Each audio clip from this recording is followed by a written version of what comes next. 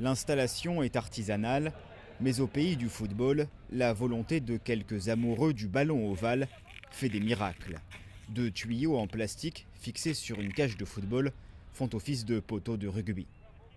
L'équipe de Rio de Janeiro joue chaque semaine. Dans ses rangs, des Britanniques, des Australiens, des Français installés au Brésil et même un ancien professionnel néo-zélandais. L'objectif est d'attirer plus de monde vers le rugby, parce qu'au Brésil, c'est un sport assez méconnu. Intéresser les jeunes, les former à un sport qu'ils ne connaissent pas et surtout leur inculquer des règles parfois compliquées. Eux là, ce sont des nouveaux, hein. Ne les frappez pas, ok? Parmi eux, Thiago, 15 ans, il découvre à peine le rugby et déjà il se rêve professionnel. Jouer pour le Brésil et enfin battre l'Argentine, ce serait super. Le rugby au Brésil compte 10 000 pratiquants contre 13 millions pour le football.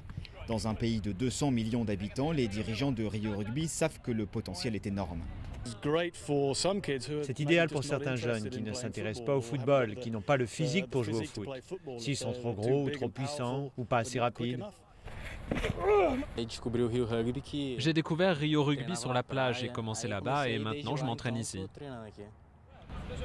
Un soir par semaine, l'équipe investit la plage et attire les jeunes brésiliens issus des favelas voisines. Il faut les former sur le sable avant de les intégrer à l'équipe. Avec le retour du rugby à 7 comme sport olympique, les dirigeants du club ont une petite idée derrière la tête. Il reste 4 ou 5 ans avant les Jeux Olympiques ici. C'est assez pour qu'ils mûrissent et qu'ils apprennent le jeu pour devenir compétitifs. Après la plage, retour sur le terrain, le vrai. La moitié de l'équipe est brésilienne. Certains joueurs ont même déjà été sélectionnés en équipe nationale chez les jeunes. Tous rêvent de porter haut les couleurs du Brésil lors des JO 2016 chez eux à Rio.